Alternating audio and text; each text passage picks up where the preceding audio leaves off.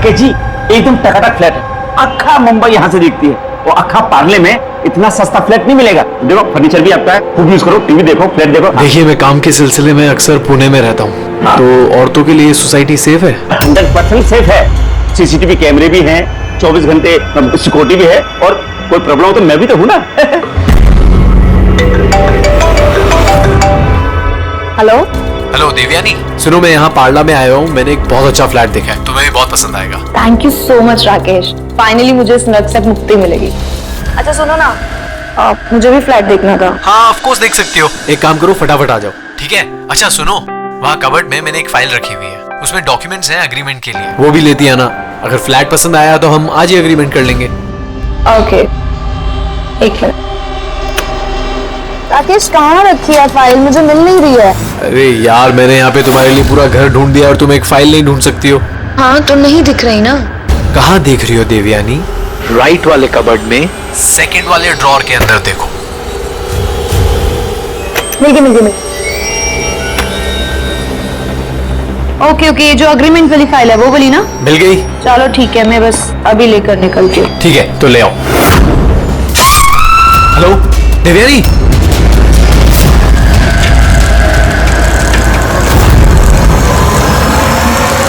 ACP sir,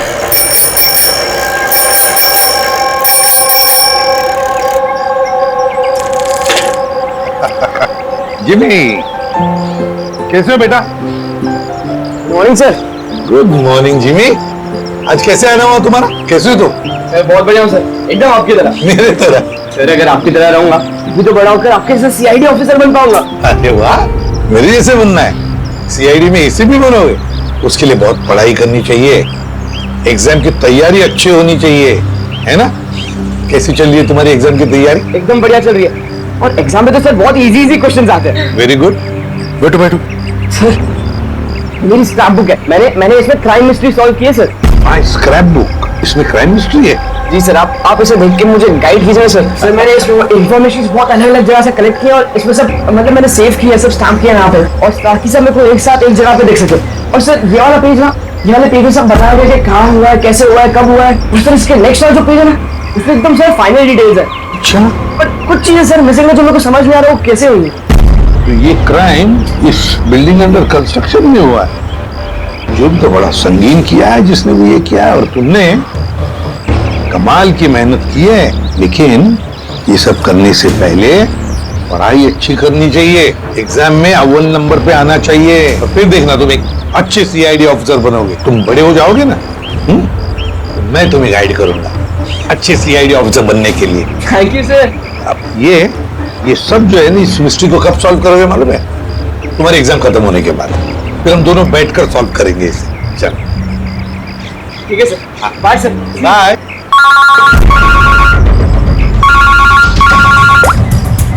आ गया? कहां पर? अच्छा तो ठीक है, तुम सब लोग वहां पहुंचो। हाँ, और रिपोर्ट लिखकर ब्यूरो में मिलना मुझे। या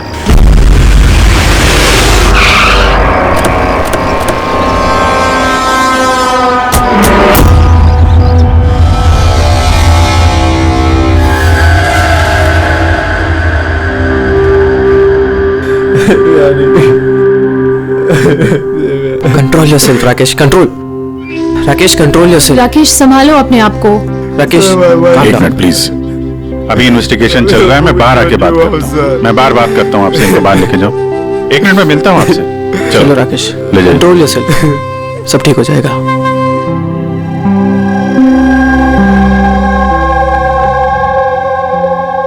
राकेश बोल रहा था जब इस पे हमला हुआ तो ये घर पे अकेली थी। बहुत ज्यादा खून बहा है। इसके गले पे जो 3 निशान है, इसको देखकर लगता है कि किसी ने धारदार हथियार से वार किया इसमें। सर लेकिन ये निशान तो चाकू के नहीं लग रहे। निशान तो कुछ और है, गले की नस कट जाने की वजह से इतना सारा खून बहा है। पर इन निशानों को देखकर ऐसा लगता है कि किसी ने हमला काफी करीब से किया है। यार अगर हमला करीब से किया है तो खूनी के पैरों के निशान क्यों नहीं? चारों तरफ इतना सारा खून है तो बिना अपने पैरों के निशान छोड़े यहां से बाहर गया कैसे? हाँ, ये तो सोचने वाली बात है कि खून आया कैसे है। राकेश ने बताया कि जब दिव्यानी का खून हुआ तब वो इससे फोन पे बात कर रहा था और ये एक फाइल ढूंढ रही थी। अचानक चीखने की आवाज आई, उसकी मौत हो गई। मेरी समझ में बात नहीं आ रही कि इतने बड़े कमरे में तो खूनी आया कैसे जो देवयानी को दिखाएंगे। ये समझ में नहीं आया कुछ।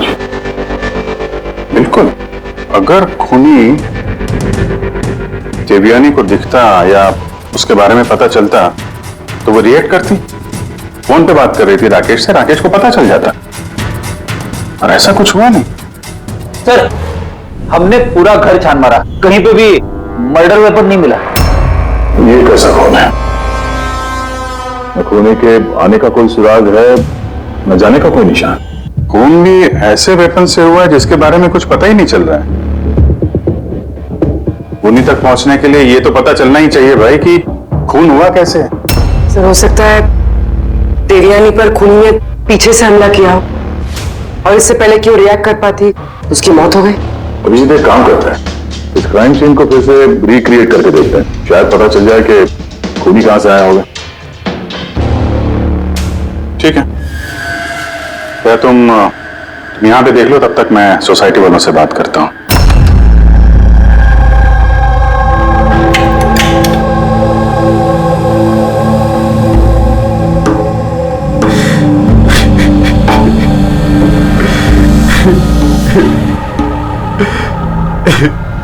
जिसने भी मेरी बीवी को मारा प्लीज उसको मत छोड़िएगा।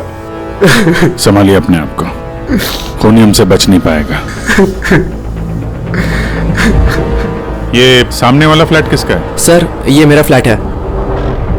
आप सर, मैं अभिषेक और ये मेरी वाइफ पिया। Hi sir. लोग यहीं पड़ोस में इस फ्लैट में रहते हैं। 9:30 बजे जब ये खून हुआ तब आप लोग कहाँ थे? सर, हम यही कॉरिडोर में ही थे। हम बस घर की तरफ जा रहे थे और जोर से चीख सुनाई दी। हाँ सर, जोर से। तो तब हम यहीं पे रुक गए। आप यहीं पे थे कॉरिडोर में? हाँ जी सर। तो उस वक्त किसी को फ्लैट से आते जाते देखा? नहीं सर, हमने तो किसी को भी नहीं देखा। नो।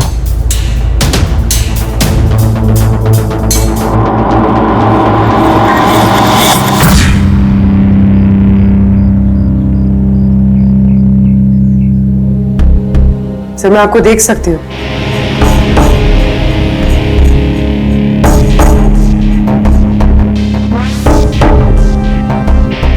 मैं आपको भी देख सकती हूँ।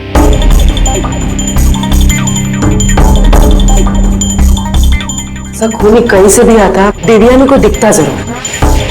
फिर ऐसे कैसे हो सकता है कि देवयानी ने खूनी को देखा ही नहीं? यही तो समझ में नहीं आ रहा पूर्वी, कि खूनी देवयानी को दिखा कैसे नहीं।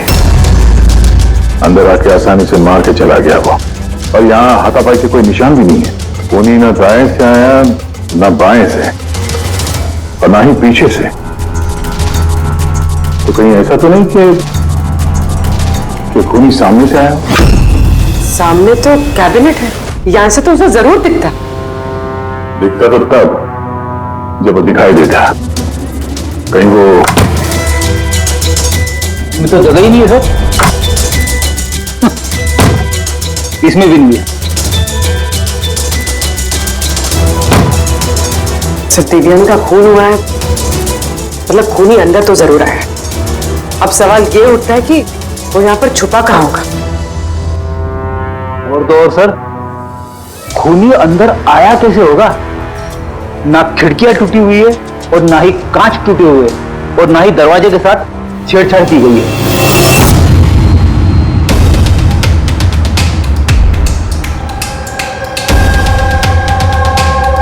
साहब, उस समय मैं ड्यूटी पर ही था। ये कब हुआ मुझे भी नहीं पता चला। किसी पे शक है तुमको? जी नहीं सर। सर, उसके साथ तो एक न एक दिन ये होना ही था। क्या? ऐसा क्यों बोल रहे हैं आप? एक नंबर की कैरेक्टरलेस औरत थी सर। उसके घर में पता नहीं कितने मर्दों का आना जाना लगा रहता था। राकेश, ये फ्लैट की चाबी किस किस के पास होती है? सर एक चाबी तो ईशान जी के पास है जो सोसाइटी के चेयरमैन है, और एक चाबी सिमरन के पास है जो देवयानी की बचपन की दोस्त है और उसने हमारा घर रेनोवेट भी किया था। बिना बताए सिर्फ एक वही है जो घर में आ सकती है। जरा सिमरन को बुला। मैं सोसाइटी का चेयरमैन ईशान हूँ और ये मेरी वाइफ भूमि है।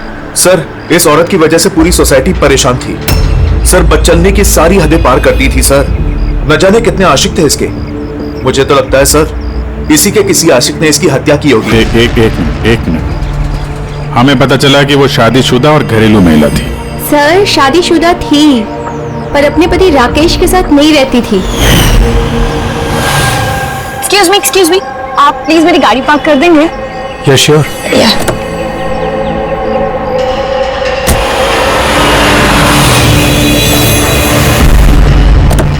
अरे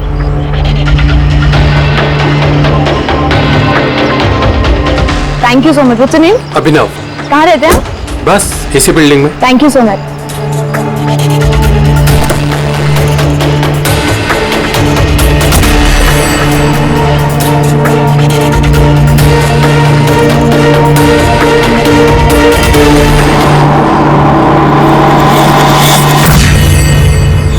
सोसाइटी के मर्दों से वो थोड़ी बहुत मदद क्या ले लेती, तो आप लोग उसके कैरेक्टर पे उंगली उठाने लगे हैं?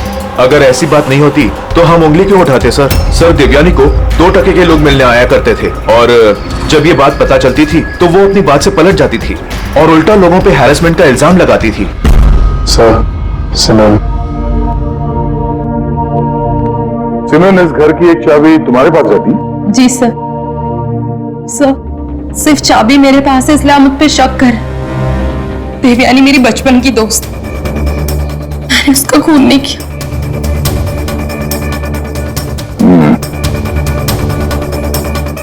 राकेश, इस हादसे के बारे में देवयानी के घर वालों को इन्फॉर्म किया है ना?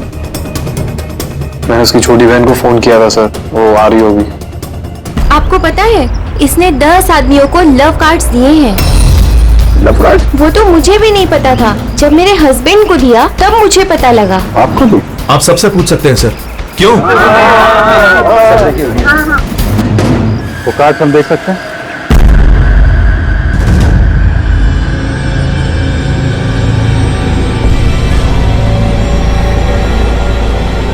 सर, मुझे सब के बारे में कुछ नहीं पता।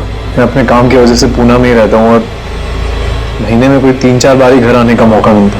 इतना सब हो रहा था राकेश, और तुम कह रहे हो कि तुम्हें कुछ पता नहीं। ये कैसे हो सकता है? नहीं सर, मुझे सही में कुछ नहीं पता। लेकिन देवयानी कुछ दिनों से बहुत परेशान लग रही थी। एक्चुअली उसे इस रोजवुड सोसाइटी में रहना ही नहीं था। ऐसा क्यों? सर, उसे आस पड़ोस के लोग पसंद नहीं थे। कहती थी बहुत ही ज्यादा अनफ्रेंडली और रूड है, और उसे इस घर की वाइब भी पसंद नहीं आ रही थी। इनफैक्ट उसके कहने पे आज सुबह ही मैंने एक नया फ्लैट बुक किया था। मुझे नहीं पता था कि मेरी पत्नी के कैरेक्टर पे लोग ऐसे उंगलियां उठा रहे हैं। आइए सर, ये रिया है, देवयानी की बहन। आइए बैठ।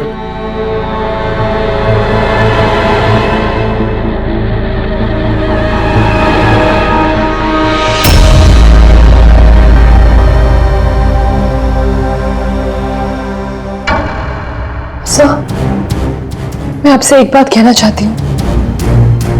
जिस तरह की लोग बेहुदी बातें कर रहे हैं ना मेरी बहन के बारे में, वो ऐसी नहीं थी सर। मुझे पता है ये किसने किया है। किसने किया ये?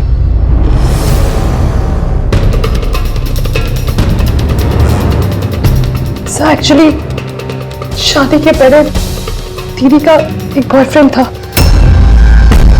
निलेश करके। दीदी की उससे सगाई भी हुई थी सर। ये सब उसी ने किया है सर। आपको ऐसा क्यों लगता है कि देवयानी का खून निलेश ने किया है? Sir, he was a disgusting man। मारता था, पीटता था मेरी बहन को सर वो। तो उसकी इसी बिहेवियर की वजह से हमने उसकी सगाई तोड़ दी। मुझसे सगाई तोड़ी तूने? मुझसे सगाई तोड़ी? हाँ, सगाई मुझसे, शादी किसी और से। क्यों? अपने बाप के कहने पे ना किसी और से शादी करने के बारे में सोचा ना तो मैं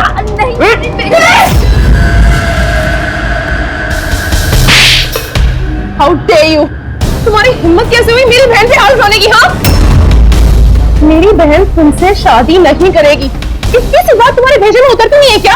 हाँ, जान ले लूंगा मैं तेरी, जान से मार डालूंगा अगर मेरे सिवा किसी और से शादी करने के बारे में सोचा भी। तो कुछ टाइम बाद वो दीदी के पास वाली बिल्डिंग में शिफ्ट हुआ था सर। उस दिन के बाद दीदी को रोज थ्रेटनिंग कॉल्स मैसेजेस रोज आते थे सर। यहाँ तक कि कुछ लोग दीदी के घर तक आते थे। सर मैं कह रही हूँ सर, ये सब नीलेश का किया धरा है सर। और वो सोसाइटी का चेयरमैन ईशान सर, वो मेरी बहन को बदनाम करने का कोई मौका नहीं छोड़ता है। तो ईशान ऐसा क्यों करेगा? वो इसलिए सर क्योंकि उसके इरादे दीदी के लिए अच्छे नहीं थे सर। वो उन्हें अकेला पाकर उनका फायदा उठाना चाह रहा था। और जब वो ऐसा नहीं कर पाया सर, उसने दीदी को बदनाम करना शुरू कर दी। नीलेश और ईशान, नीलेश उसकी मंगनी टूट गई थी इसलिए बदला लेना चाहता था और ईशान के मेल ईगो को ठेस लगी, इसीलिए वो देवयानी को बदनाम करने लगा। राकेश, ईशान और नीलेश के बारे में तुम कुछ जानते हो? मुझे कभी किसी ने कुछ नहीं बताया, लेकिन एक रविवार के रोज को मैं घर पे ही था और रात को कोई 11 बजे थे तो घर की घंटी बजी और जब मैं दरवाजा खोला तो सामने एक आदमी खड़ा था। तो मुझे देखते ही भाग गया वहां से। मैंने उसे रोकने की कोशिश की पर तब वो निकल चुका था। ठीक है, तुम लोग जा सकते हो, अगर जरूरत पड़े तो तुम्हें बुला देंगे।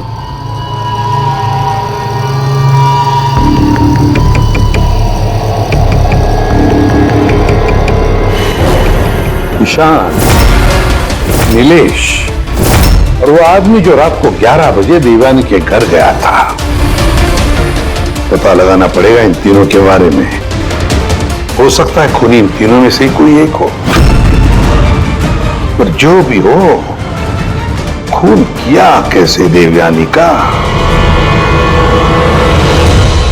बॉस, देवयानी पर किसी नुकीली बहुत तेज धार वाली चीज से हमला किया गया। जो 3 घाव हुए हैं, एक ये गर्दन पर, इसकी वजह से इसकी नस कट गई, और ये जो 2 घाव हैं ये कंधे पर। कमाल की बात यह है बॉस कि ये तीनों जो घाव हैं वो एक दूसरे से समान दूरी पर है, एकदम सिमेट्रिकल। और दूसरी एक सरप्राइजिंग बात, इन तीनों घाव की गहराई बिल्कुल सेम है, 3 इंच। खूनी ने शायद एक ही हथियार का इस्तेमाल किया होगा वार करने में, और फोर्स भी अगर एक ही हो तो घाव की गहराई भी एक हो गई, 3 इंच। हो सकता है, ऐसा हो सकता है, लेकिन यहाँ इस केस में गौर करने वाली बात यह है कि देवयानी के जो घाव हैं इसमें कोई एंगल नहीं, वो हमने बिल्कुल सीधे हुए हैं ऊपर से, क्यों सीधा। जब हमला हुआ देवयानी खड़ी थी और इसकी हील के साथ साथ इसकी हाइट होगी लगभग 5 फीट 7 इंच, और इसके इस तरीके से घाव होने के लिए खूनी की हाइट कम से कम होनी चाहिए 6 फीट 2 इंच, तभी ऐसे घाव हो सकते हैं, वरना नहीं हो सकते। यार सारुण, क्या अगर खूनी 6 फीट से ज्यादा है ऊंचा तो इस कैबिनेट में कैसे छुप रह सकता है? ऐसे छुपकर उस पर वार भी नहीं कर सकता। अगर वो पीछे से भी आया देवयानी के तो देवयानी को पता भी चल जाता और वो अपने आप को बचाने की कोशिश भी करती। तब बात यह है कि हमला किया कैसे? और सर, अगर कोई भी आदमी खिड़की या दरवाजे से अंदर घुसता या बाहर निकलता तो कोई ना कोई तो उसे देख लेता, ऐसा भी नहीं हुआ।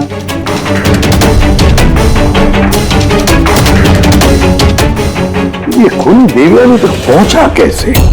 और तो देवयानी को भनक तक नहीं आई। और फिर ऐसा कौन सा हथियार इस्तेमाल किया इस खूनी ने जो इस तरह के घाव बनाए? कौन सा हथियार? पता नहीं क्यों ऐसा लग रहा है कि कुछ तो है जो हमें दिख नहीं रहा है। वहां पर वो खूनी कहां से आया हमें मालूम नहीं। क्राइम सीन पर मर्डर वेपन नहीं मिला।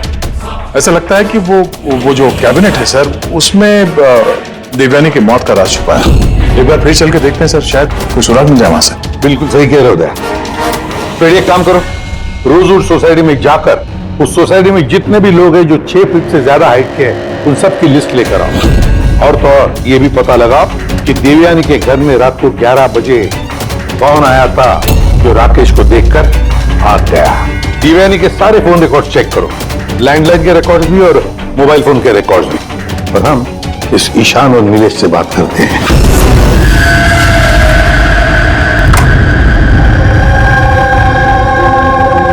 डॉक्टर सालों की थ्योरी के मुताबिक खूनी की लंबाई 6 फीट से ज्यादा है। सर, इस कपड़े में फिट कैसे होगा? मैं भी वही सोच रहा हूँ।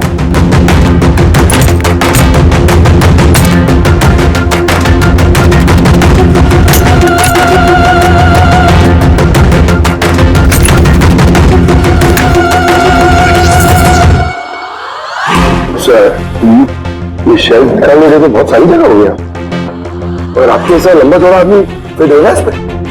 वो भी देख लेते हैं।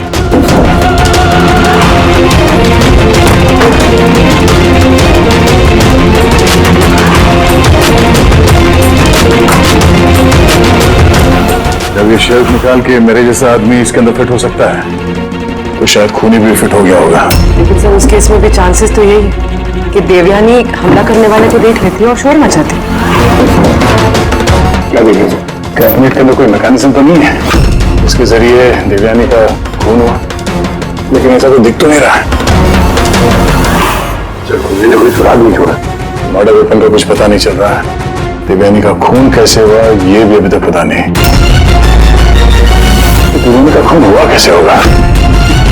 एक काम करो, इस कैबिनेट के अंदर जितने भी उंगलियों के निशान हैं सब उठा लो। हो सकता है देवयानी ने अपने खूनी को देखा होगा, पर बेचारी बची नहीं हमें बताने के लिए। कौन हो सकता है खूनी, और फिर उसने मारा कैसे देवयानी को? कैसे मारा होगा? खूनी है तो बहुत शातिर सर। हाँ, शातिर तो है, पर कब तक छिपेगा हमसे? कब तक? सर, ये 4 लोग हैं सोसाइटी में जिनकी हाइट 6 फीट और उससे ज्यादा भी है। अभिषेक, ईशान, वॉचमैन, भूल। ये हाई हील पहनती, हील पहनने के बाद इसकी हाइट 6 फीट हो जाती। अभिजीत कौन हो सकता है इनमें से जिसने देवयानी का खून किया? उस कैबिनेट में कौन छुप कर बैठा होगा? कौन हो सकता है? दीदी का एक बॉयफ्रेंड था, निलेश करके। बहुत बड़ा गुंडा है तू। हाँ, पिछले हफ्ते अपने एक पड़ोसी को इतना मारा, मरते मरते बच गया वो, और देवयानी को तो मार ही दिया जान से। काश मार देता, पर अफसोस वो तो खुद ही मर गई। हाँ, मानता हूं मेरी लड़ाई होती थी, पर इस बात पे तो सगाई तोड़ता है क्या? सिर्फ इसीलिए उससे बदला लेना चाहता था। बहुत देख लिया तुझमें। हाँ, 2 मिनट, सिर्फ 2 मिनट में तेरी सारी एंट्री निकाल दूंगा, समझा? फिर सपने में भी किसी पे हाथ उठाने की नहीं सोचेगा तू। सर, मैंने रोजवुड सोसाइटी का फुटेज अच्छी तरह से चेक किया है।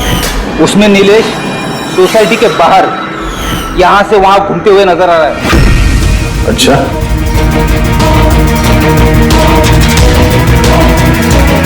क्या करने जाता था वहां पे? मैं सर उससे मिलने गया था, मिलने की कोशिश कर रहा था, लेकिन मैं उससे मिल नहीं पाया था। बुधवार सुबह 9:30 बजे जब देवयानी का खून हुआ, कहाँ थे तुम? पता नहीं सर, मैं थोड़ा रात में थोड़ा ज्यादा हो गया था, तो मुझे कुछ याद नहीं आ रहा। याद करने की कोशिश कर, दिमाग पर जोर डाल, याददाश्त वापस ले आ, तो तेरा वो हाल करूंगा कि तू खुद अपनी शक्ल पहचान नहीं पाएगा, समझा?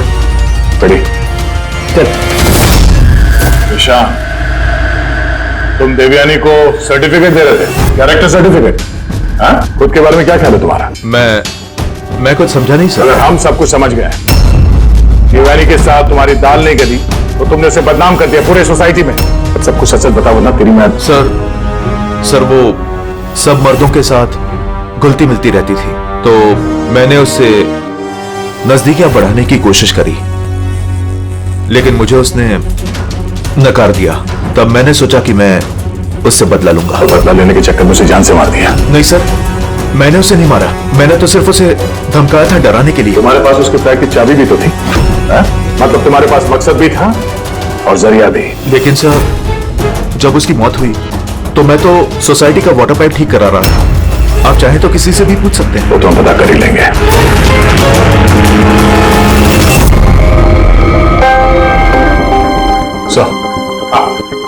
सर ये ईशान और नीलेश इन दोनों में से कोई भी खूनी हो सकता है। दोनों के पास वजह तो थी खून करने की, पर कोई ठोस सबूत हाथ नहीं लगा। थोड़ी इंक्वायरी और करनी होगी। जो भी है बड़ा चालाक समझता है अपने आप को। वो जो देवयानी के घर रात को 11 बजे कोई आया था, कौन था वो, कुछ पता चला? हाँ सर, उसका नाम सुनील है, बाहर ही बैठा है। सर देवयानी से मेरी बात एक डेटिंग साइट पे हुई थी सर। डेटिंग साइट पे? Yes sir. फिर हमारी बात मेल पे भी होती थी सर। और देवयानी ने मुझे घर मिलने के लिए बुलाया था और मैं मिलने के लिए गया भी था सर। और उसके पति को देखे घबरा गया मैं सर। घर के बारे में वहां से भाग गया सर। पूर्वी, तो देवयानी की डेटिंग साइट ट्रैक करो और उसकी ईमेल भी चेक करो। देखे तो सही ये कितना सच बोल रहा है।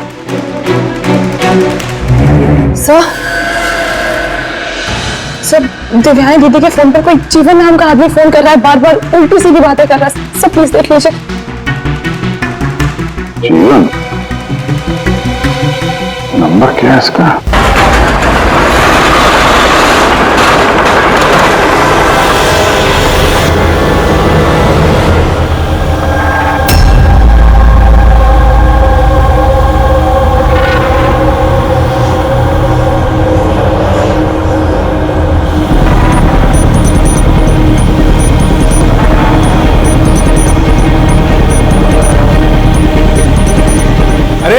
ठीक से काम करना।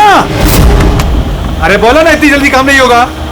हम लोग तुम लोग क्या चाहे बिल्डर के आदमी हो या कोई भी, मैंने बता दिया ना, काम होने में अभी टाइम है। टाइम तो तेरा खत्म होने वाला, समझा? पहले ये बता, देवयानी को कैसे जानता था तू? देवयानी? हाँ। कौन देवयानी? हर दूसरे दिन 10-10 बार फोन करता था उसे। कौन देवयानी? हाँ? सर कौन है आप लोग? हम वही हैं जिससे मुजरिम कांपते हैं, सीआईडी। सर मैंने कुछ भी नहीं किया। मैं सच बता रहा हूँ सर, मैंने कुछ भी नहीं किया। कुछ नहीं किया? देवयानी का खून कर दिया, बोलता कुछ नहीं किया? सर मैंने कसम से उसका खून नहीं किया, कुछ भी नहीं किया मैंने। खून नहीं किया तो 10-10 बार फोन क्यों करता था? सर एक्चुअली मुझे देवयानी का नाम और नंबर मिला तो मैंने सोचा थोड़ा परेशान करता हूँ, बस इतना ही, और कुछ भी नहीं सर। किसने दिया ये नंबर? मैं सत्यम कॉम्प्लेक्स किसी काम से गया था, तो वॉशरूम गया तो वहां की दीवार पे उसका नाम और नंबर लिखा था, तो मैंने उसे कॉल किया सर, तो वो मुझे डांटने लगी। मैं समझ गया वो बहुत ही शरीफ औरत है। सर मैंने उसका खून नहीं किया। मैं सच बता रहा हूं, मैं कसम खा के कह रहा हूं, मैंने उसका खून नहीं किया। पंकज जरा चेक करना, सत्यम कॉम्प्लेक्स।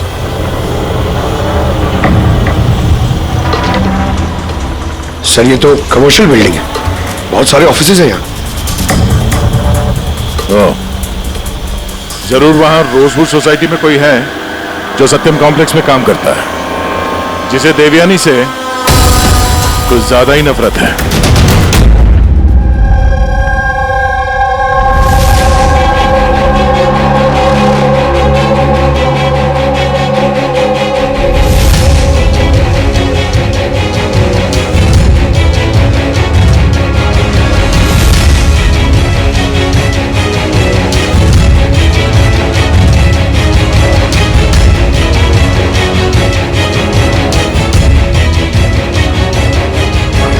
जिमी,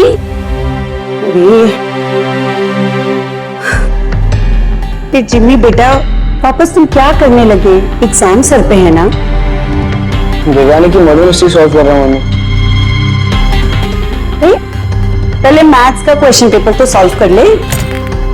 कुछ बोल रही हूँ मम्मी, पहला पेपर फिजिक्स का है और ये मर्डर कुछ फिजिक्स के लॉजिक से ही हुआ है। तुम और तुम्हारी ये लॉजिक ना, इनसे मैं परेशान हो गई हूँ। अब यही लॉजिक जाके तुम अपने एसीपी सर को समझाओगे और फिर वो फोन करके मुझसे तुम्हारी शिकायत करेंगे। मम्मी जब एसीपी सर मेरी कंप्लेन करे ना, तो उनके सामने ऐसे ही तो थोड़ा बहुत डांट देना, ठीक है? सीआईडी ऑफिसर बनने की बात करता है और अपनी माँ को झूठ बोलने की ट्रेनिंग दे रहा है ना? अब मैं जाके एसीपी सर से तेरी शिकायत करती हूँ। रुक। मम्मी मुझे पता है कि आप सर से मेरी शिकायत नहीं करोगे।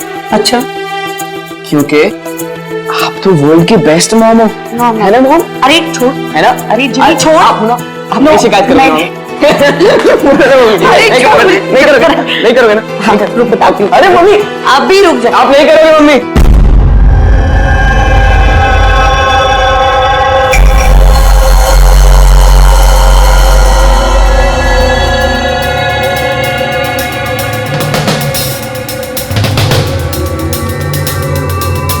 सर है तो कोई रोजवुड सोसाइटी का ही जिसका कनेक्शन इस सत्यम कॉम्प्लेक्स से है।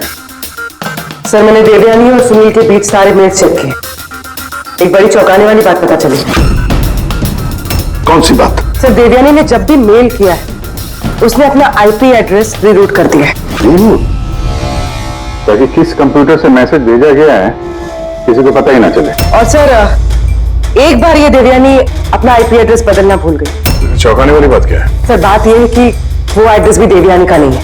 किसका है? देवयानी की पड़ोसी पिया। और ये मेरी वाइफ पिया। Hi sir. हम लोग यहीं पड़ोस में इस फ्लैट में रहते हैं। पिया ने डेटिंग साइट पे देवयानी की प्रोफाइल बनाई और सुनील को भी मैसेज यही भेज रही थी। सर सत्यम कॉम्प्लेक्स में रोजवुड सोसाइटी की भूमि काम करती है। देवयानी की पड़ोसन भूमि और पिया। अब देवयानी की मौत के पीछे सच्चाई क्या है ये तो भूमि और पिया ही बताएगी। एसीपी सर मैंने ढूंढ निकाला। क्या ढूंढ निकाला? कि देवयानी की मौत कैसे हुई थी। देवयानी की मौत कैसे हुई थी? ड्रोन से हुई थी देवयानी की मौत।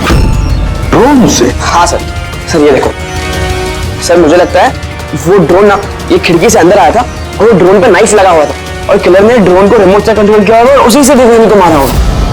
जिमी, अगर ड्रोन से मारा होता देवयानी को तो ड्रोन आते वक्त उसकी आवाज भी तो सुनती देवयानी, और उसके ड्रोन की आवाज सुनकर वो अपने आप को बचा लेती है कि नहीं? हाँ सर, ये तो मैंने सोचा ही नहीं। हाँ। पर सर ऐसा हो सकता है कि वो स्पाइडरमैन की तरह ऊपर चिपक के बैठा होगा तभी देवयानी उसे नहीं देख पाई और जब वो आई तो उन्हें मार दिया। जिमी, तुम पढ़ाई कम और सुपर हीरोज की फिल्में ज्यादा देख रहे हो। तुम्हें पता है ना, स्कूल में पढ़ा है ना कि जो भी चीज ऊपर जाती है वो नीचे आती ही है, आना ही पड़ता है। क्यों बताओ? ग्रेविटी की वजह से, गुरुत्वाकर्षण की वजह से। चलो जाओ, पढ़ाई करो, एग्जाम की तैयारी करो। हाँ, हम लोग निकलते हैं अभी काम पे। मैं वापस आऊंगा। वापस आऊंगा।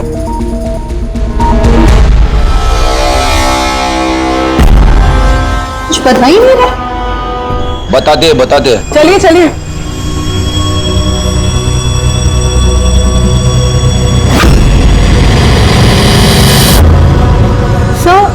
हम लोगों को यहाँ क्यों बुलाया गया है?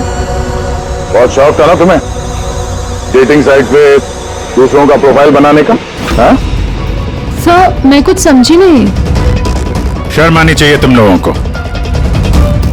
एक औरत होकर दूसरी औरत के साथ इस तरीके का सलूक किया तुम लोगों ने। तुमने देवयानी का डेटिंग साइट पे नकली प्रोफाइल बनाया, लोगों को नकली मेल किए ताकि वो बदनाम हो जाए। सर, आप लोगों को जरूर कोई गलतफहमी हुई है। सबूत है हमारे पास। तुमने अपना आईपी एड्रेस चेंज नहीं किया था प्रिया। पर मुझे क्यों बुलाया है यहाँ? आपको? आपने तो देवयानी का नाम और नंबर टॉयलेट तक में लिखवा दिया था। नहीं सर, भला मैं ऐसा क्यों करूंगी? अच्छा, वो स्वीपर को बुलाएं जिसे पैसे दिए थे तुमने ये सब काम करने के लिए? हा? सर अब तो साफ है, इन दोनों ने मिलकर ही देवयानी को मरवाया है। हाँ जी, इन पर कार्रवाई करना शुरू कर देते हैं। नहीं सर, प्लीज आप मेरा यकीन कीजिए, हम लोगों ने उसे नहीं मरवाया है। सर, हम लोगों ने मिलकर उसे बदनाम करने की कोशिश जरूर की थी, लेकिन हमने उसे मारा नहीं है। हाँ सर, हम चाहते थे कि वो यहाँ पर नहीं रहे, इसलिए हमने ये सब कुछ किया। पर जब वो जा रही थी तो फिर हम लोग उसे क्यों मरवाएंगे? पर तुम दोनों चाहते क्यों थे कि वो इस सोसाइटी में ना रहे? हा? सर देखिए, ऐसा है कि देवयानी अक्सर घर पे अकेले रहा करती थी और सोसाइटी के सारे मर्द उसकी खूबसूरती की तारीफ करते थे, तो हम थोड़ा इनसिक्योर हो गए थे कि कहीं हमारे हस्बैंड्स भी बहक ना जाए। विश्वास नहीं हो रहा है कि एक औरत होकर भी तुम लोग एक औरत के साथ इस तरीके का सलूक कर सकती हो। अब बाकी की सफाई हवालात में जाके करना। ले जाओ इन लोगों को पूर्वी। चलिए आप लोग, चलिए। चलो।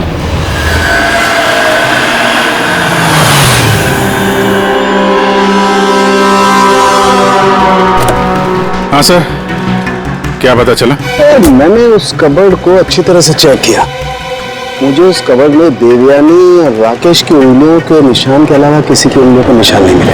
और ये उंगलियों के निशान भी सिर्फ नॉब पर थे, दरवाजे की नॉब पर, और कहीं नहीं थे। मतलब कैबिनेट के अंदर कोई बैठा नहीं था? नहीं, इसका तो कोई सबूत मिला नहीं। अब ये केस तो सुलझने की बजाय उलझता ही चला जा रहा है। अगर खूनी कैबिनेट में नहीं था तो फिर कहां था? ये खून हुआ तो हुआ कैसे? खिड़की से आया, ना दरवाजे से आया, और ना ही कबर्ड के अंदर था। तो खूनी आया तो आया कहां से? और खूनी नहीं आया तो खून हुआ कैसे? खून हुआ कैसे? देखो, मैंने तुम लोगों को बताया था ना, देवयानी के कंधे पर जो 3 घाव थे वो एकदम 90 डिग्री के एंगल से थे। मतलब अगर वार किया गया है तो ऊंचाई से किया गया है, ऊपर से।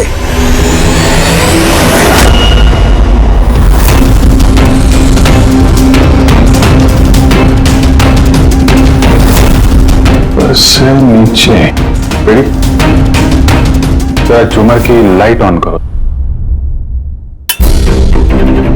अरे 3 बल्ब तो जल नहीं रहे, फ्यूज उड़ गया क्या इनका? फ्यूज तो नहीं उड़ा होगा, ये झूमर नया है, अभी भी लगा है।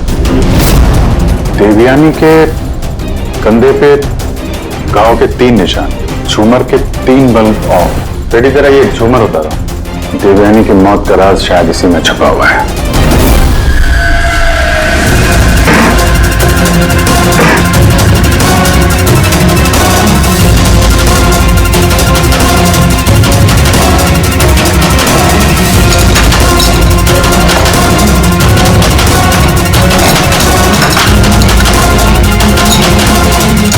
कैमरा यहाँ क्या कर रहा है?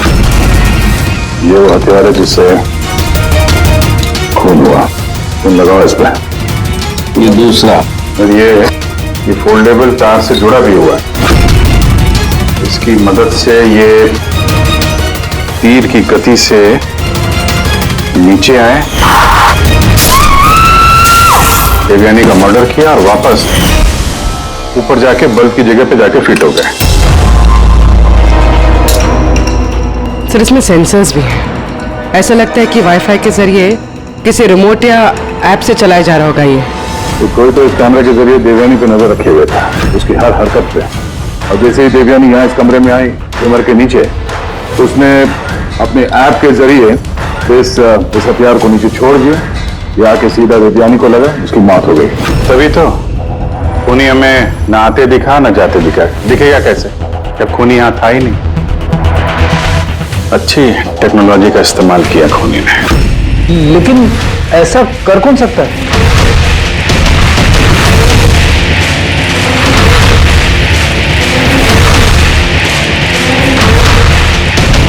सर, खूनी का पता चल गया।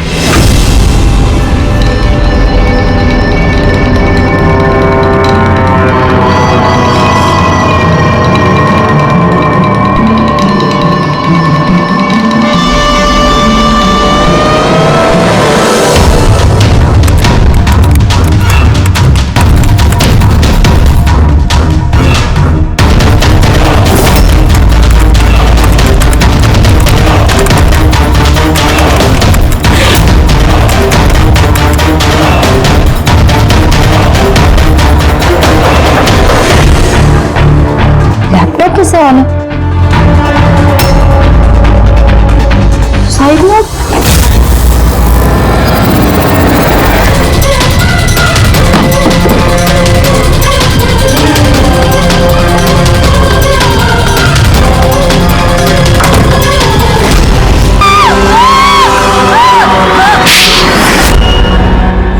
आप मैडम को फ्लैट पसंद तो आया ना?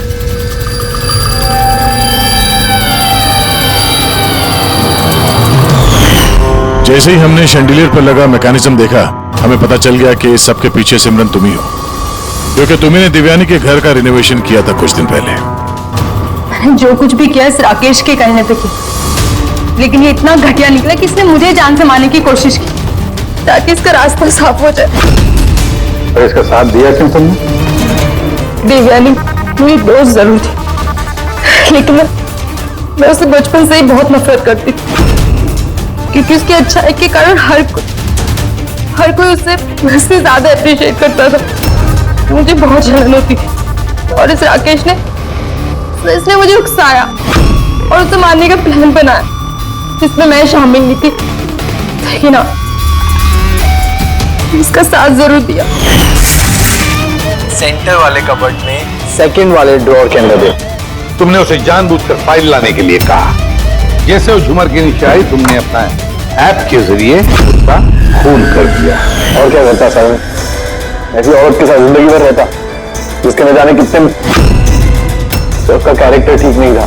शादी के बाद भी उसके दर्जनों अफेयर, मैं वो छोड़ना चाहता था पर फैमिली की प्रेशर की वजह से वो भी नहीं कर पा रहा था। ऐसे कैसे वो मेरी जिंदगी बर्बाद कर सकती थी और तो कोई सजा नहीं मिलती। तो मुझे उससे छुटकारा चाहिए था, इसलिए मैंने उसकी मौत को अपना रास्ता बना लिया और सिमरन की बचपन की जलन को उसका जरिया। सिर्फ शक के बिना पर तुमने अपनी पत्नी की जान ली। सच नहीं था, मुझे यकीन था। तो एक दो लोग नहीं, पूरी सोसाइटी के लोग उसकी हरकतों के बारे में बात करते थे। और मैंने खुद ने, जब मैं घर पे होता था तो रात के वक्त पता नहीं कैसे कैसे मर्द उसको ढूंढते हुए वहां पे आ जाते थे। ऐसी औरत के साथ कोई कैसे जी सकता है सर? ये क्या कर दिया तुमने राकेश? अपनी सीधी सादी पत्नी देवयानी पर शक करके उसकी जान ली, अपनी हंसी खेलती जिंदगी को बर्बाद कर दिया तुमने। अब तुम दोनों जेल की सलाखों के पीछे सड़ते बैठना। कानून तुम्हें कड़ी से कड़ी सजा देगा।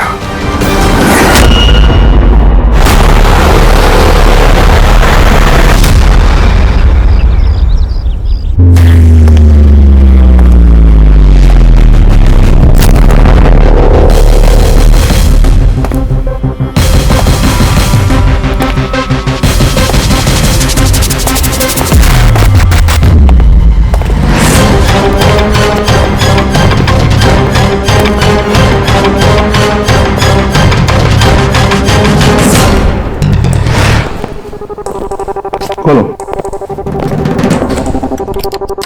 किस लिए बुलाया आपने हमें? No sir, come in please.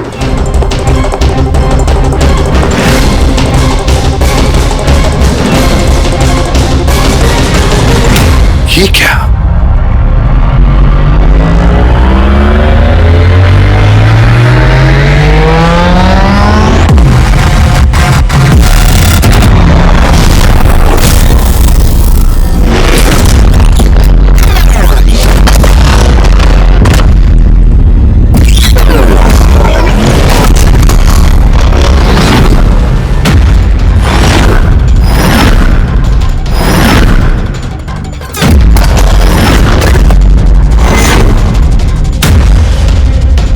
ये तो पूरा इतिहास लिखा हुआ है सर आपका।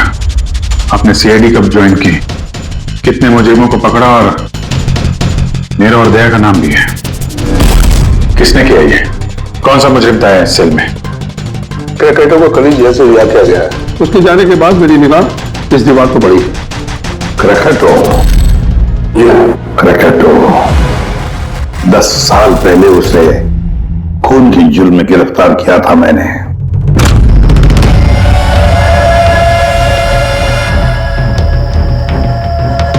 इतने सालों से वो इस सेल में था, आपने पहले नोटिस नहीं किया ये सब? इस सेल की साफ सफाई रोज होती थी, उसके पहले उसने कभी लिखने की कोशिश नहीं की थी।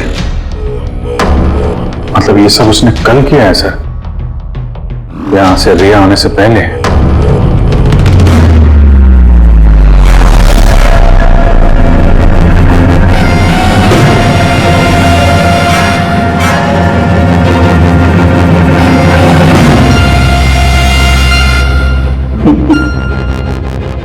इससे विपरीत क्यों?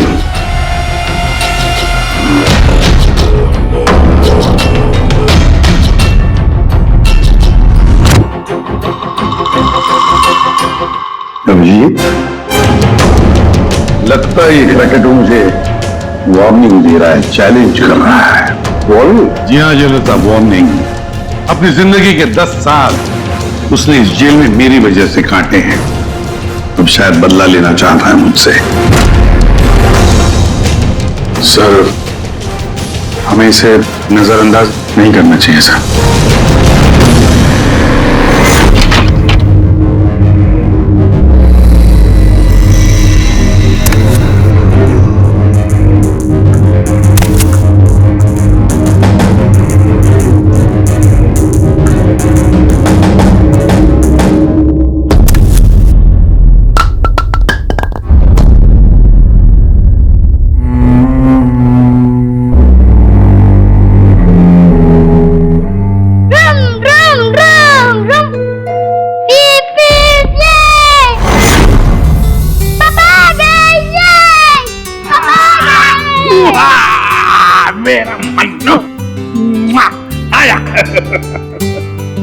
शाबाश रे मेरा बेटा।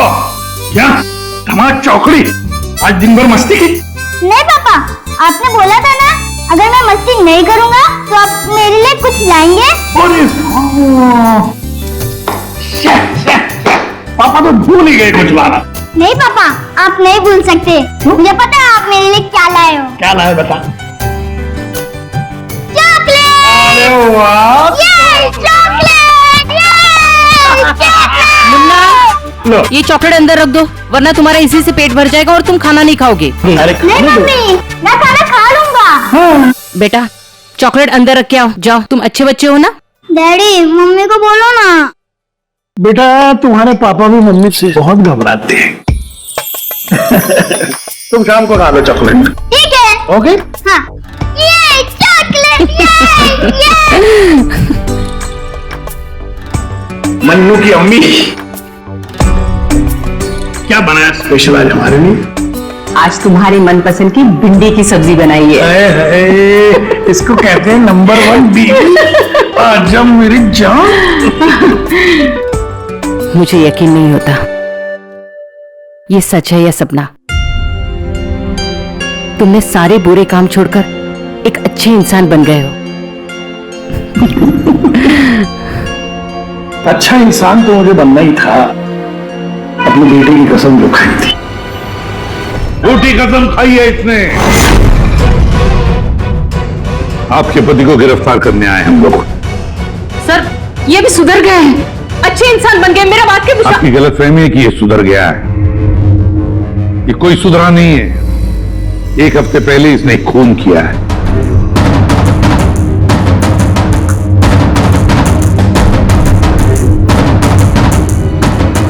क्या ये सही है?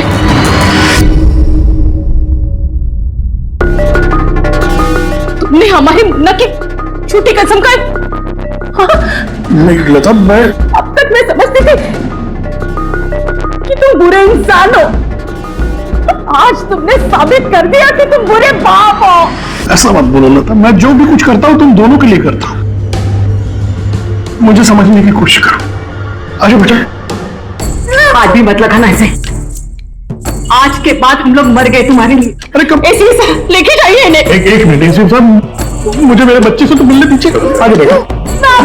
एक मिनट इंस्पेक्टर, मेरे बेटे से मिलने दे। इंस्पेक्टर साहब प्लीज प्लीज, मैं आपसे रिक्वेस्ट करता हूं प्लीज। बेटा बेटा चलो। एक मिनट बेटा।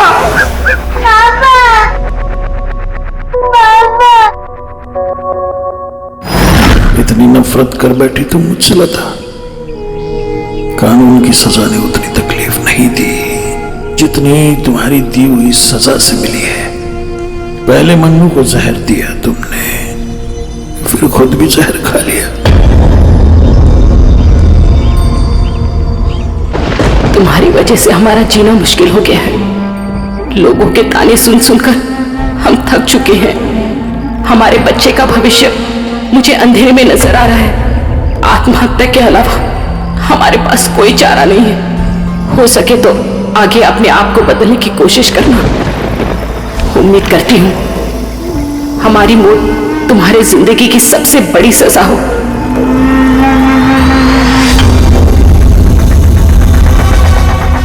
तुम्हारी जिंदगी में सीपी ऐसा जहर खोलूंगा खून के आंसू रोगे तुम। ये वचन है, वचन। अपनी बीवी बच्चों कसम खा के कहता हूं, सीपी प्रद्युम्न तुझे नहीं छोड़ूंगा।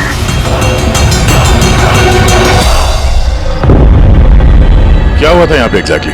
सर हम लोग जा रहे थे कि अचानक एक ट्रक ने ओवरटेक किया और उसमें से ये लाश गिरी। उस ट्रक का नंबर देखा आप लोगों ने? नहीं सर। कुछ तो देखा होगा, कुछ तो याद होगा उस ट्रक के बारे में। हाँ सर, सफेद रंग का ट्रक था और उसमें लाल रंग का पट्टा था। पीछे पीले रंग की टारपोलिंग लगी हुई थी।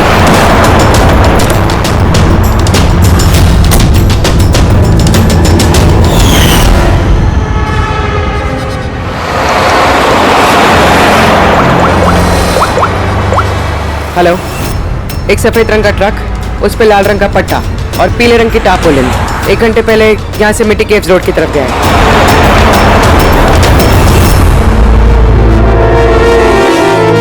माथे के बीचों बीच गोली मारी है।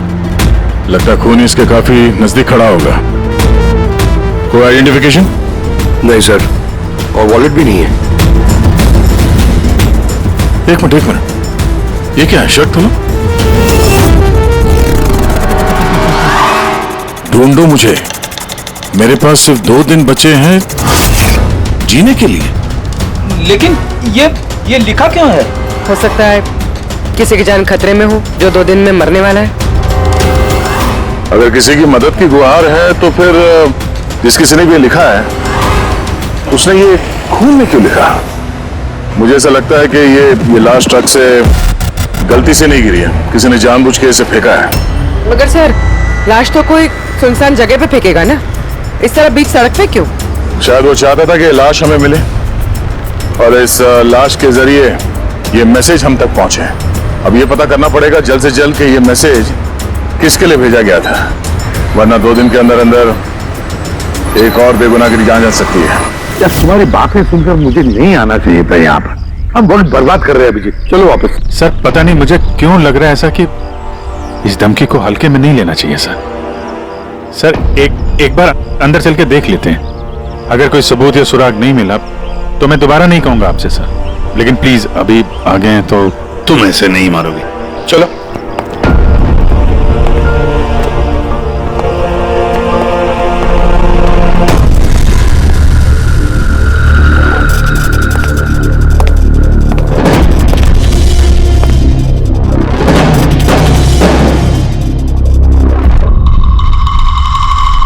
मैंने कहा था ना अभिजीत, यहाँ पर कोई भी नहीं है और इस घर की हालत देखकर लगता है यहाँ पता नहीं कितने सालों से यहाँ कोई आया ही नहीं होगा।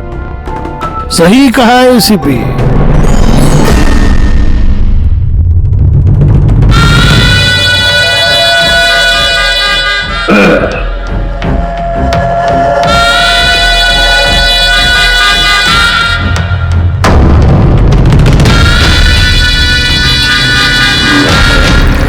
अब इस घर में कुछ भूतों के अलावा और कोई नहीं रहता।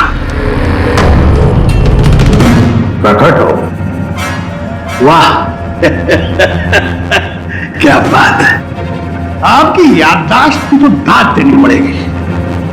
मगर उससे ये भी सिद्ध होता है कि 10 साल जेल में मैं रहा, मगर 10 साल के बाद भी मैं आज भी वैसा ही दिखता हूं, उतना ही खूबसूरत।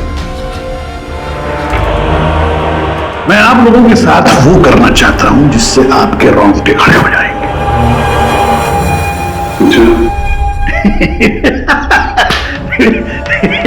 मैं मजाक कर रहा था, मैं आपको मेरा ये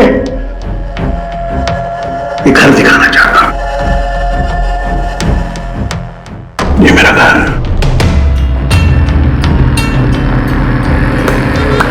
एक वक्त था अभिजीत साहब, एक समय था जब ये मेरा घर खुशहाली से भरा हुआ होता था। मेरा बच्चा ऐसे यहां से वहां भागता था, वहां से यहां भागता था।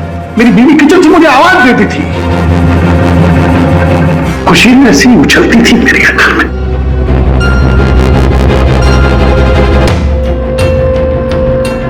मगर एक दिन इस खुशहाल घरौंदे को रौंदने के लिए एक राक्षस आया और उस राक्षस का नाम था एसीपी प्रद्युम्न। उसने इस खुशहाल घर को रौंद डाला, खत्म कर दिया। मुझे 10 साल की सजा हो गई।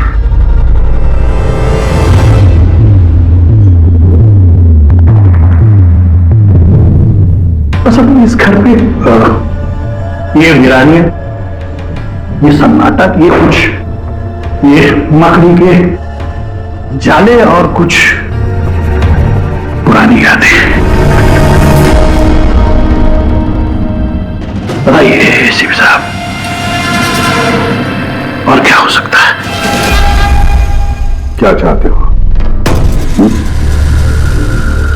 10 साल के लिए मुझे जेल भेज दोगे या मेरी जान ले लोगे?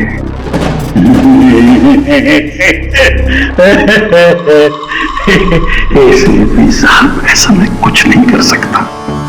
सर मेरी तरफ देखिए, अभी साहब आप देखिए, मैं ऐसा इंसान दिखता हूं आपको जो किसी से बदला ना सके? एक बच्चा भला शेर का क्या बिगाड़ सकता है? सीधा मुद्दे पे आओ। जेल की दीवारों पर वो सब तुमने क्यों लिखा था? अभिजीत साहब, मैं एक ऐसा आदमी हूं जो हिसाब में बड़ा पक्का है। अभिजीत साहब, अगर मैं आपसे 100 रुपया लूं ना अभी, तो 10 साल बाद भी ब्याज समेत आपको वापस करूंगा।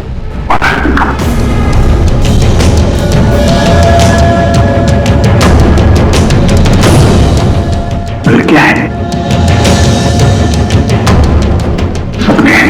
एसीपी प्रद्युम्न साहब ने भी 10 साल पहले मुझे कुछ उधार दिया था। बस उसी उधार का बदला चुकाना है, वही उधार चुकाना और कुछ नहीं। बताइए क्या करें?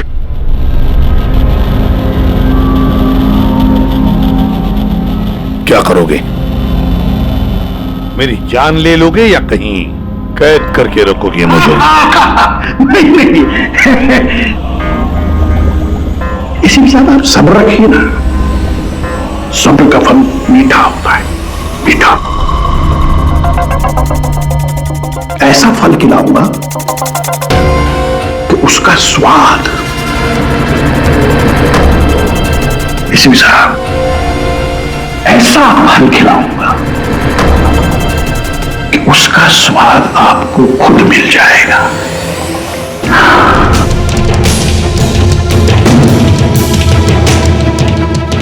प्रकाश, उस वक्त मैं आपका ये चेहरा देख पाऊं, बड़ा मजा आएगा। बस यही एक अपना है। याद रखिए एसीपी साहब, आप खुद चल कर आएंगे मेरे साथ, घुटनों के पल चल कर आएंगे, भीख मांगेंगे दया की, यहां तक कि आप अपनी जान देने के लिए कुर्बान हो जाएंगे। एसीपी साहब, 10 साल का बदला 10 साल से।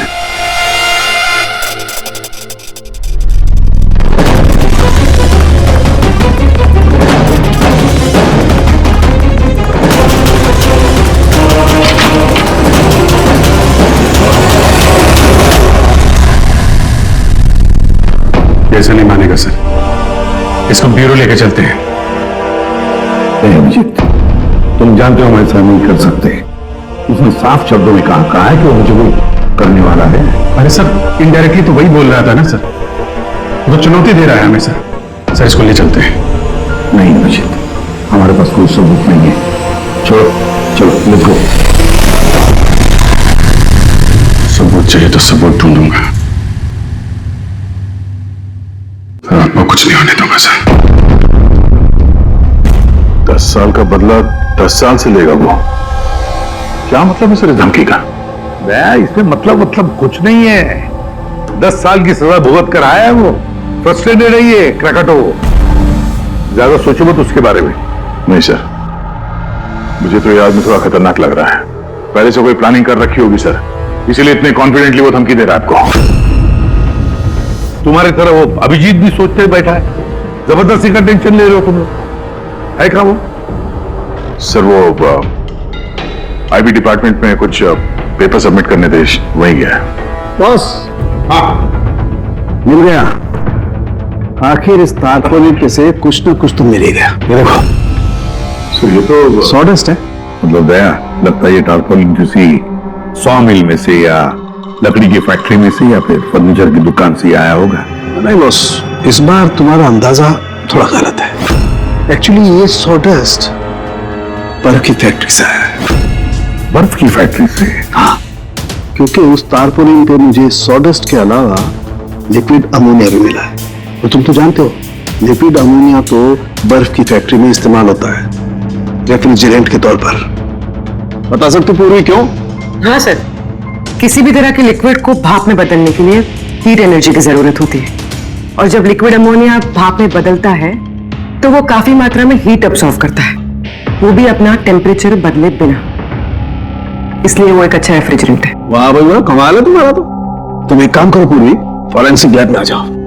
नहीं सर, मैं यही ठीक हूँ। सर तो ये 100% आइस फैक्ट्री से है? 200% पंकज। सॉरी सर, लेकिन मैं अग्री नहीं करती। अच्छा? सर मेरी एनालिसिस ये कहती है कि ये तारपोलिन आइस फैक्ट्री से नहीं आया है। तुम्हें ऐसे क्या लगता है? सर ये बात मैं नहीं कह रही, ये पैटर्न कह रहा है। इस तारपोलिन पे यहाँ इस तरफ, यहाँ और इधर, यहाँ पे थोड़ा डिस्कलरेशन दिख रहा है, थोड़ा सा इन हिस्सों पर रंग उड़ गया है।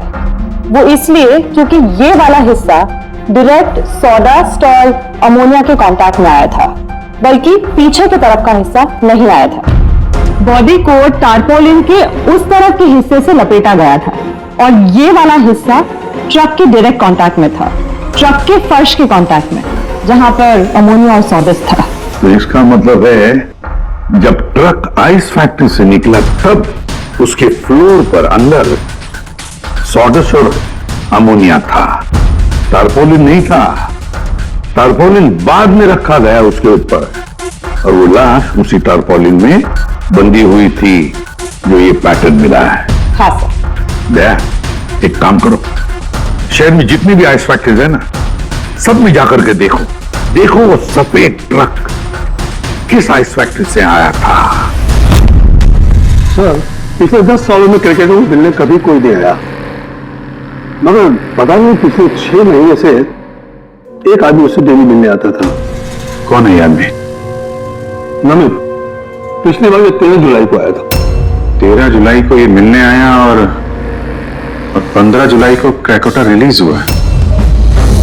ये इस नमित का कोई डिटेल वगैरह है आपके पास? जी हाँ, जो भी आदमी यहाँ पर आता है उसका आईडी कार्ड बनता है, ये रही उसकी फोटो। ये नमित था जो क्रैकोटा से मिलने जेल में आता था, और किसी ने उसका ही खून कर दिया। ये संयोग नहीं है, ये एसीपी सर के खिलाफ बहुत बड़ी साजिश है। सर शहर की सभी बड़ी आइस फैक्ट्रीज को कांटेक्ट किया है। इस आइस फैक्ट्री के मालिक का है वो ट्रक। नाम क्या है इसका? राणा। राणा?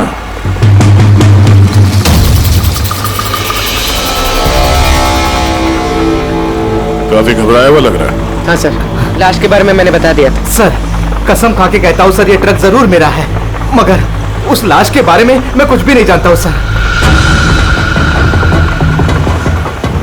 इस आदमी को पहचानते? नहीं सर, मैंने इसे पहले कभी नहीं देखा सर। तो फिर इसकी लाश तुम्हारे ट्रक में कैसे आई?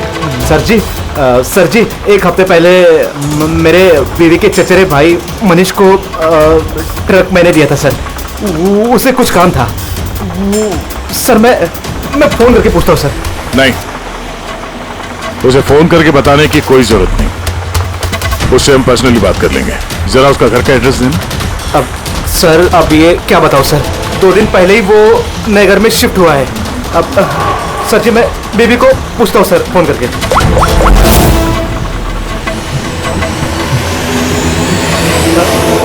सॉरी सर, बीवी का फोन ही लग रहा है सर। कोई बात नहीं, जैसे उसका एड्रेस का पता चले तो हमें इन्फॉर्म कर देना। जी सर। और हाँ, मनीष को कुछ भी बताने की गलती मत करना, समझा?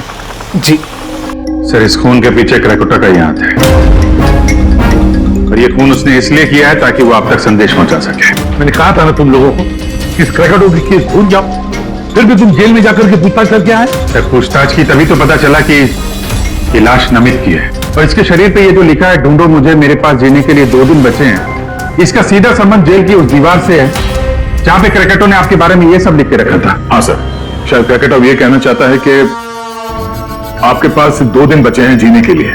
सर हमें जल्द से जल्द इसे रोकना होगा। क्यों जिद कर रहे हो तुम दोनों? क्यों इस क्रैकेडोर के केस के पीछे पड़े हो तुम लोग? भूल गए सीआईडी में आते हो क्या शपथ ली कि अपनी जान की चिंता मैं नहीं करूंगा, मैं आम आदमी की जान बचाऊंगा। सर जब तक जिंदा रहेंगे तब तक बचाएंगे, लेकिन उसके लिए जिंदा रहना भी तो है। आप समझ क्यों नहीं रहे सर? आपकी जिंदगी को खतरा है सर। अभिजीत, आज तक सैकड़ों मुजरिमों को गिरफ्तार किया मैंने, न जाने कितने मुजरिम मेरे हाथों मारे गए। तो इसका मतलब ये नहीं कि हर एक की फाइल खोलकर हम देखें कि कौन मेरी जान के पीछे पड़ा। हमारे पास और भी काम है। मेरी जान की चिंता छोड़ो और यह पता लगाओ इस नमित का खून किसने किया है। हाँ सर, नमित के खून का कोई ना कोई कनेक्शन है क्रैकेटॉर की धमकी के साथ। उसने इस आदमी को ट्रक से फेंका आपको संदेश देने के लिए, या फिर को आया। ठीक है, कनेक्शन है, हो सकता है कोई कनेक्शन है, लेकिन इसका मतलब ये नहीं कि कोई ठोस सबूत मिला है हमें। सर मिल जाएगा सर, सर ढूंढेंगे तो ठोस सबूत भी मिल जाएगा। तो फिर अभिजीत, जब ठोस सबूत मिल जाएगा ना, पक्का सबूत, तब हम अमल करेंगे इस पर, फिलहाल नहीं। सबूत मिलेगा सर, जरूर मिलेगा, और नमित के केस में ही मिलेगा। Hello, okay, thank you so much. Sir, उस आइस फैक्ट्री के मालिक का फोन था, उसने मनीष का एड्रेस दिया। वो मुंबई से 200 किलोमीटर दूर खलिसपुर में रहता है। तो ठीक है, जाओ तुम लोग इस खलिसपुर और पता लगाओ इस नमित का क्या संबंध था उस मनीष के साथ। जी सर, पता करते हैं। ये भी पता करते हैं ये क्रैकेटर आईसीपी साहब के खिलाफ क्या खिचड़ी पका रहा है। रेडी पंकज, पता लगाओ उस ट्रक का जिसमें से नमित की लाश को फेंका गया था।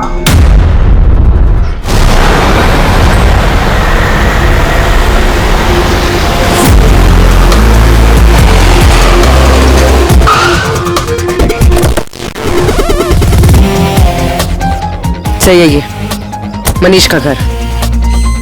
देखते हैं नमित के खून में इसका क्या हाथ है।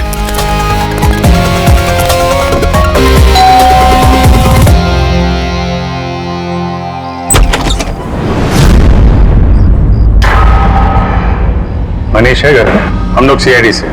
कौन है स्मिता? वो ये लोग।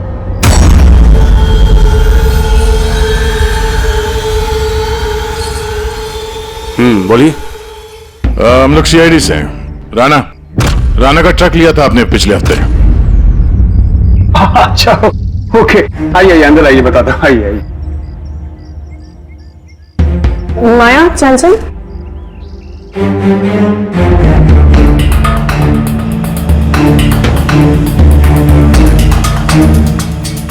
तो बताओ। हाँ सर, वो दरअसल 2 दिन पहले ट्रक चोरी हो गया था। चोरी? हाँ, वो हाँ, डर और शर्म के बारे में मैंने राणा भाई को बताया नहीं और उसी को ढूंढने में लगा हूँ सर। एफआईआर लिखवाया? हाँ सर, लिखवाई सर, लिखवाई मैंने। और मैंने एक काम भी किया, ये जो मोबाइल पे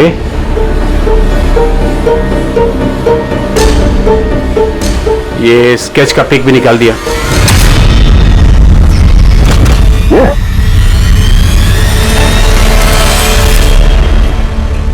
नमित इसने चुराया ट्रक? हाँ, इसने चुराया सर। तुम जानते हो उसे? नहीं नहीं, बिल्कुल नहीं। तो ये नमित ट्रक चुराने के लिए यहां पे आया। ऐसी क्या खास बात थी इस ट्रक में? सर वही तो मेरी समझ में नहीं आ रहा सर, क्या खास बात थी? ट्रक के साथ कुछ और भी चुराया उसने? हाँ? हमारी हालत देखिए सर, क्या चुरा सकता है इस घर से?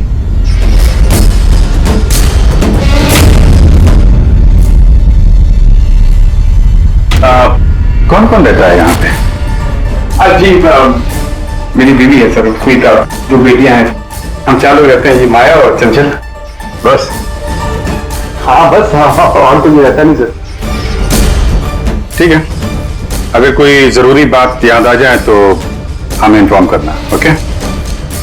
जी जी, बिल्कुल बिल्कुल। बस, घर में कुछ अजीब बात देखी? मनीष झूठ बोल रहा है। झूठ? झूठ किस बारे में सर? उसने अंदर बोला था ना कि घर में 4 लोग रहते हैं, जबकि यहाँ पे एक बच्चा भी रहता है। ये देख रहा? लाल टी शर्ट और ये जीन किसी लड़के का कपड़ा है। और अंदर एक छोटे लड़के का जूता भी देखा मैंने। पर उसने झूठ क्यों कहा हमसे? वो लड़का मनीष का बेटा है या फिर कोई और? जरूर कुछ तो है जो मनीष हमसे छुपा रहा है। और इस बात का नमित की मौत से कोई ना कोई संबंध जरूर है। एक minute sir. Excuse me. Yes, आप बता सकती हैं इस घर में कितने लोग रहते हैं?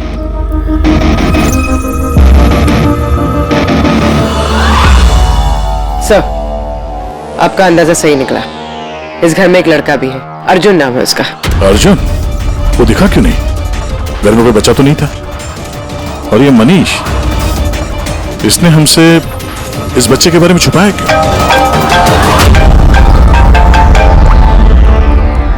आप रेडी? क्या ट्रक मिल गया? फैंटास्टिक।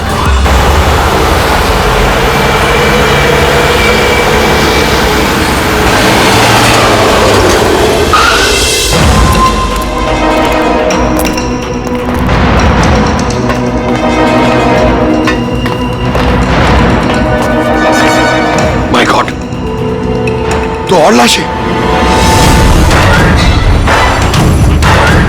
सर, हो सकता है कि एक ट्रक ड्राइवर और दूसरा क्लीनर, इन दोनों को भी ठीक वैसे ही मारा गया है जैसे नमित को मारा था, माथे पे गोली मार के। एक मिनट, ये देखो, नमित की तरह इनकी भी छाती पे मैसेज है। जल्दी करो, वक्त निकल रहा है।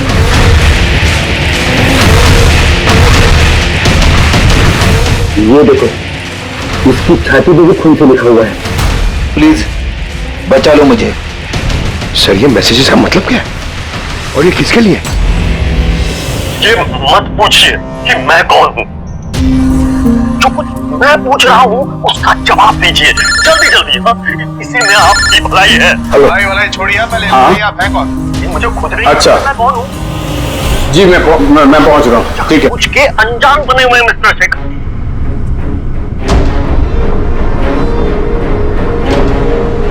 आप कहाँ जा रहे हैं? फिर रोका मुझे। सॉरी।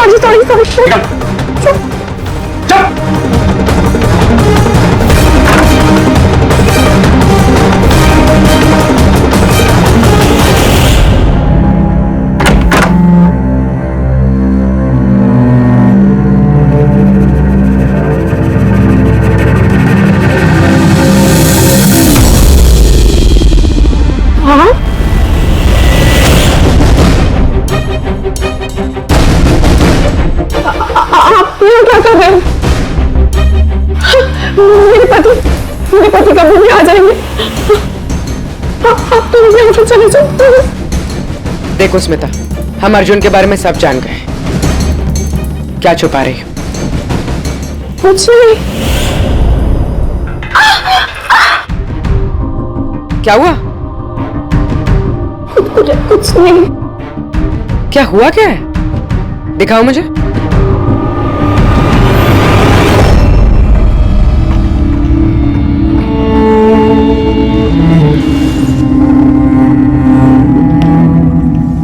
पति ने मारा है?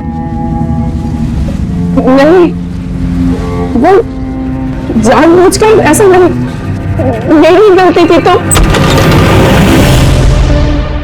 अच्छा हुआ कि मैं पर्स भूल गया था, इसलिए वापस आ गया। मतलब वो जो फोन आया था मुझे पुलिस स्टेशन से, वो सब नकली था। मुझे बाहर भेजने का सब प्लान था तुम्हारा। बेटा वो क्या रहा है यहाँ पर? पत्नी पे हाथ उठाता है? शर्म नहीं आती? काहे की शर्म? मेरी बीवी है, मैं कुछ भी करूँ।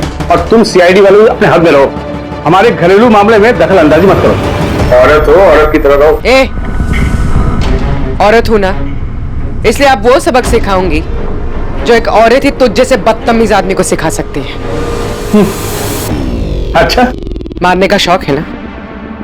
मार मार मेरे सामने। डर गया? उठा हाथ, मार।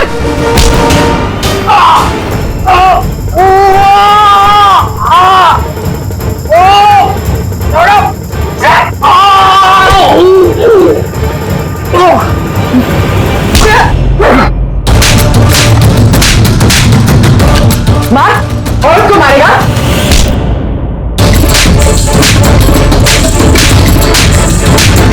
कुछ बचा है? हाँ? मार!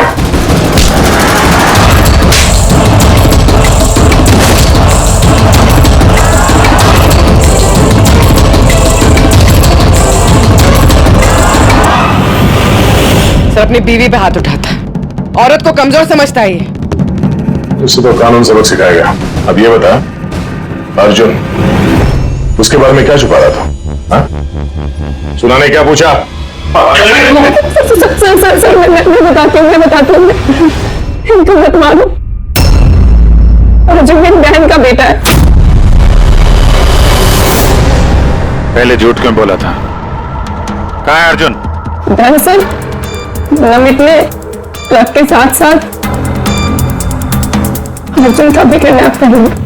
अर्जुन! अर्जुन! अर्जुन! खाना खा लो अर्जुन। क्या खाना खा रहे हो? अर्जुन अर्जुन चिल्ला रही हो। शैतान बच्चे यही खेलता होगा। छोड़ो, चलो हम खाना खाएंगे। चलो आ जाओ। अरे ट्रक! अरे तुम लोगों के सामने अर्जुन को किडनैप किया गया और तुम लोगों ने पुलिस को बताया तक नहीं? मनीष वैसे भी अर्जुन को हमारी जिंदगी में नहीं चाहते थे, इसलिए तो उन्होंने सिर्फ ट्रक की चोरी होने की रिपोर्ट लिखाई, अर्जुन की नहीं। शर्म आनी चाहिए तुम्हें। छोटे बच्चे की जिंदगी की परवाह नहीं, ट्रक की पड़ी है तुम्हें। सवाल यह है कि नमित ने बच्चे को किडनैप किया क्यों? ऐसा तो वजह नहीं हो सकती। हाँ? ये जो अर्जुन है ये तुम्हारे पास क्यों रहता है? अपने माँ बाप के साथ क्यों नहीं रहता? हाँ? मेरी बहन प्रिया वो उसकी माँ है, उसने कुछ समय पहले उसको छोड़ दिया क्योंकि वो अकेले उसकी परवरिश नहीं कर सकती। अकेले क्यों? प्रिया का पति कहाँ? वो एक मुजरिम था। अर्जुन के पैदा होने के कुछ समय पहले ही उसकी मौत हो गई। कौन था वो? ये तो जानती होगी ना। नाम क्या था उसका? नकुल। नकुल? हाँ, उसके पिताजी खुद पुलिस वाले थे। उन्होंने अपने हाथों से अपने बेटे को गोली मार दी।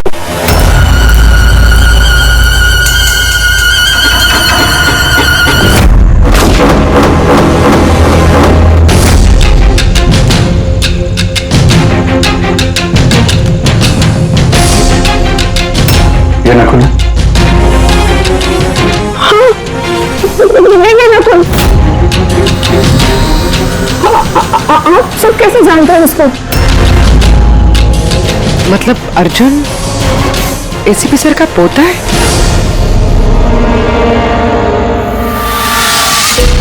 वो पोता जिसके होने की एसीपी साहब को कोई खबर ही नहीं है।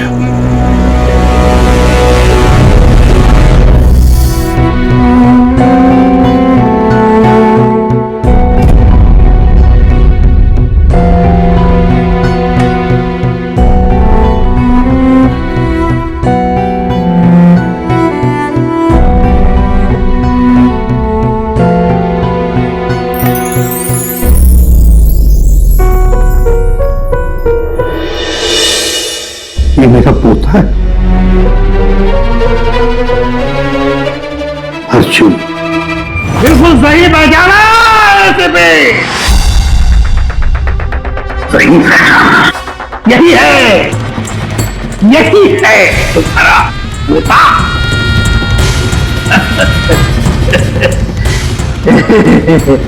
मगर सिर्फ तुम उसकी तस्वीर से प्यार कर पाओगे और कुछ नहीं कर पाओगे।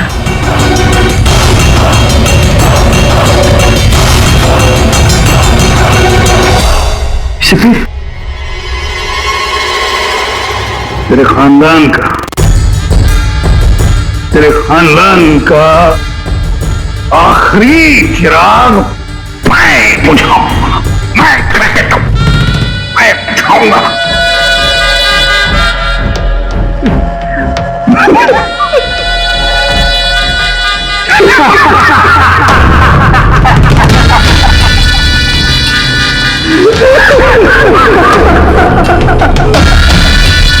इस तरह के और भी एपिसोड देखने के लिए हमारे चैनल को सब्सक्राइब करें और बेल आइकन दबाना ना भूलें।